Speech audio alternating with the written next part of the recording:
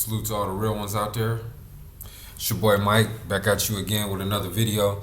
If you've seen my videos before this and you like the direction that my channel was going, feel free to like, comment, subscribe.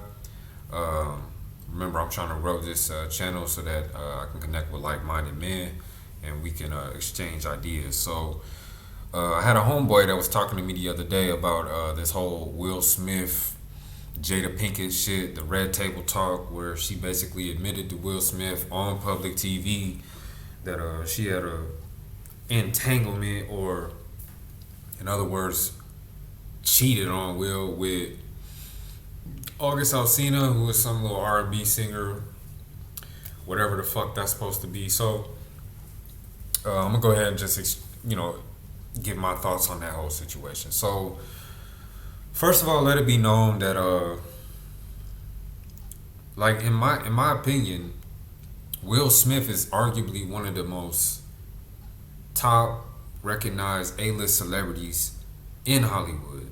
You know what I mean? Got banging films. Everybody know him from The Fresh Prince. You can still watch that stuff these days and get a good laugh from, some of the some of the things that happen on the show, right? Made Independence Day, Men in Black, Bad Boys. I mean, the list goes on and on. Like, this is definitely a dude that has all of the ducks lined up in a row. He's above 6 foot. He's good weight, good stature.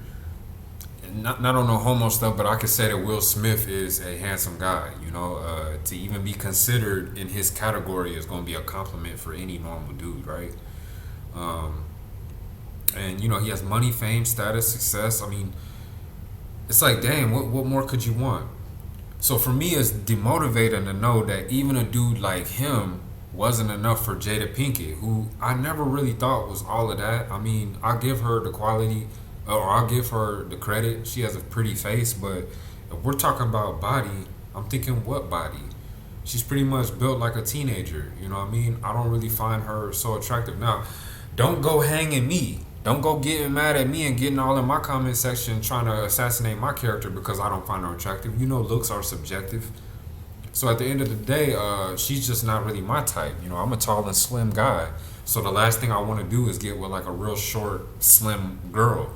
It makes more sense for me to get with a woman who has more meat on her bones. I like a woman who has a little bit of curves, womanly hips, womanly figure. When she stands from the side, I could see a bulge, When I hug on her, I could feel some meat. That's what I like, Not necessarily fat, but you get my drift.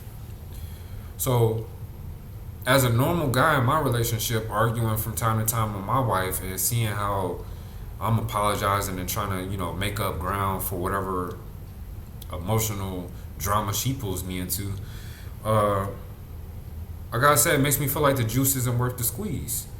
I mean, a dude like Will Smith literally could go across the country and get any woman. It's not even the country. He could go anywhere in the world and people are gonna,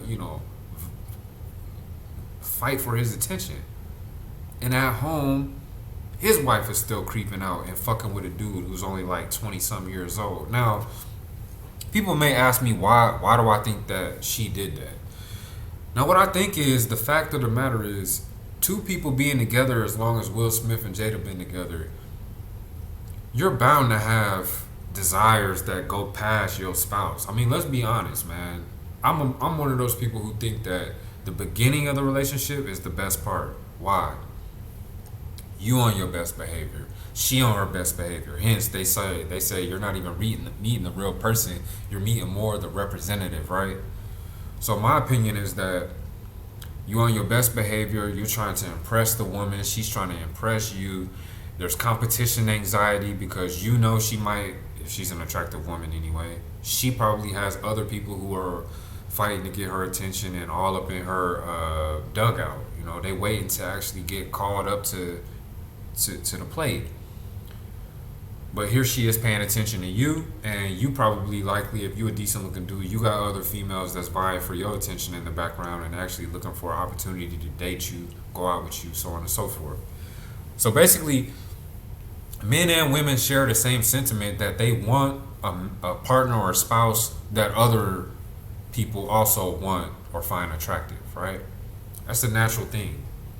But if you fast forward 20 some odd years, 3 kids later, it's only natural that men and women are going to feel the need to venture outside of their relationship to find something new. Maybe it's a spark that's missing. Maybe there's a death of attraction that I feel is inevitable if you in a long-term committed monogamous relationship. Yeah, it's gonna be a death of attraction because even if you married, now you have this state that's coming in to enforce the terms of your relationship that you agreed on when you got married. You know, it's vows that you're supposed to take that you're supposed to honor to death do us part. Like, nigga, I don't know what's gonna happen next week, but here I am promising this female that I'ma always be attracted to her. What if she get into a car accident and lose both her legs? Oh, I'm never supposed to want some pussy from nowhere else. Oh, what if she goes brain dead?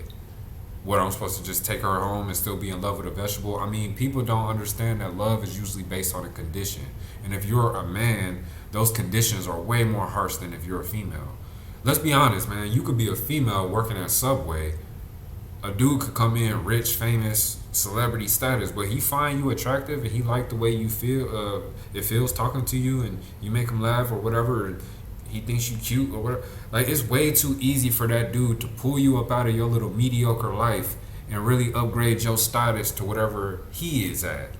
All because of the fact that men look at women for youth, beauty, and fertility, right? Now switch that shit around. Y'all heard the term hypergamy. Ain't no female that's celebrity status really gonna holler at a dude that's also not celebrity status. I mean, let's be honest. And if it is, it's never gonna be to the extent that a dude would upgrade a woman up to a whole nother level and bring him with, or bring her with. So when we think about, let's say, Jada stepping out on Will, I kind of understand that, you know, she claims they were on a break or whatever the fuck, but either way you put it, just watching him made me cringe because I'm like, this is one of the most alpha niggas that's out in Hollywood. And even he can't keep his woman satisfied. So what is that, what does that mean for all the regular dudes that's out here? Do we have something to look forward to? Should we now start to look at our wife a little bit different? I mean, I'm married, but like I said, ain't nothing that my wife gonna do that's gonna catch me off guard.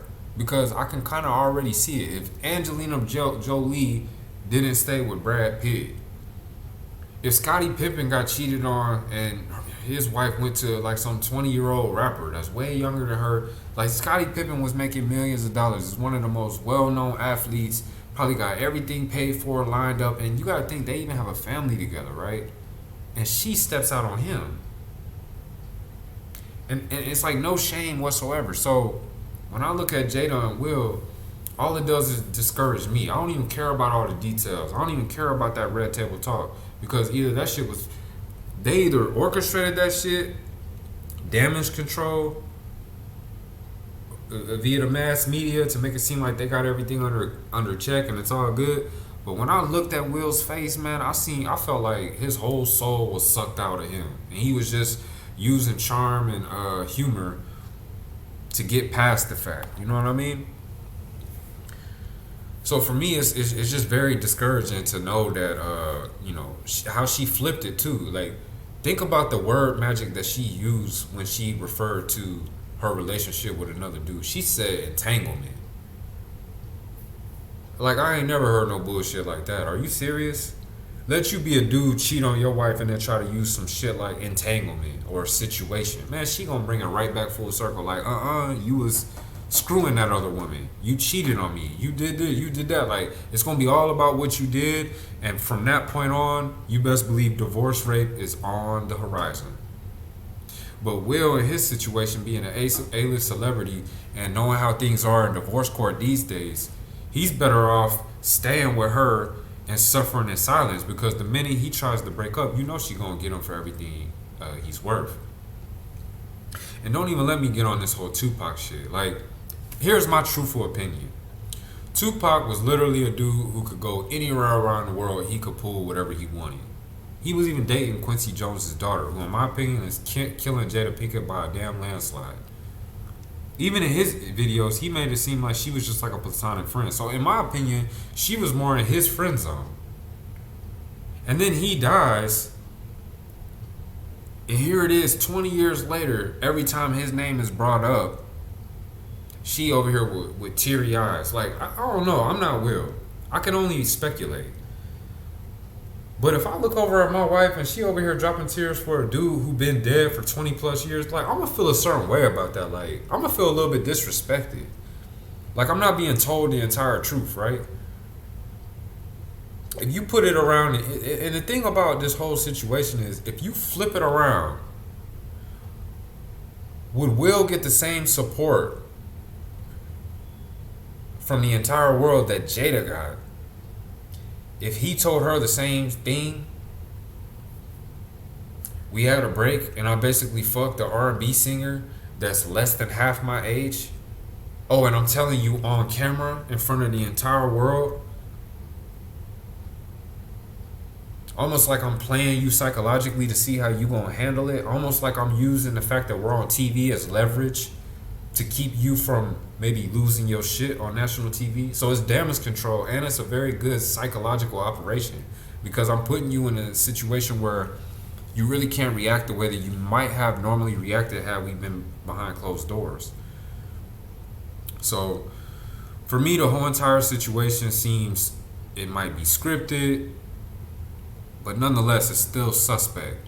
And I just don't like the direction that things are going. Like, when you think about women, especially in the black community that we look up to, that women aspire to be like, I mean, it really is fucking toilet trash. Like, it's just trash. Seriously, I mean, we got women like Meg Thee Stallion and Cardi B and Jada Pinkett with her little red table talk. And then what's that other show that they be watching too? Is it The View? I don't know if it's The View, but I know it's like Tia or Tamara is on the show. Then they got this little Mexican chick. You got the little fat. I think it's The View. The ratchet ass shit they be talking about on their show. The stupid values that they try to implement to the women, and how they try to pump each other's chests as if, you know what I mean, their mindset is correct. And I'm looking at the results like, listen, women, if y'all don't understand anything and you watching this video, understand this. Men are success objects to women. Women are sex objects to men. I promise, if y'all couldn't have sex, if y'all had nothing to help us release a nut, excuse my French, but like, really, people wouldn't even fuck with y'all. We would have no real reason to converse with y'all or establish relationships. This is just a fact. Like I said, men have 17 times the amount of testosterone that the average woman has. So our sex drive is really off the charts, and that's what drives us and compels us to even start relationships with y'all. This is hardwired into our DNA and to our biology. We cannot help this. But y'all objectify yourselves in order to advance and get attention from the men you want. Men, on the other hand, think about it. Why does, I don't know, Drake come out on stage and women, grown women, like with kids and all of that back at the crib, will be up there screaming like a groupie, top of her lungs, because he just walked out on stage? Why is that? It's because y'all want way more from men than just their looks. Kevin Hart got groupies. Why? Because it doesn't matter if he's 5'3". It doesn't matter if he, let's say, didn't pull chicks before he was famous. It's all about status with y'all. It's all about what you can provide. This is nature speaking. So my whole thing is, like, I just don't like the way that this shit is going. When I think about how she literally got on TV and admitted that she was having sex with some dude who's less than half her age. I think what it does is it empowers women, and I can honestly expect more of the same from women who aren't even celebrity status. Because she basically okayed that behavior. And I just think it's going to be a ripple effect that we'll see all throughout, especially the United States, you know what I mean? Where everybody's so obsessed with celebrities. So that's neither here nor there. That's all I got to say on that topic. You know, I hope my homeboy is satisfied with the video. Come check it out, my dude, and like, comment, subscribe. But yeah, I'm done with this video. I don't even want to stay on this topic. So I'll holler at y'all for the next one.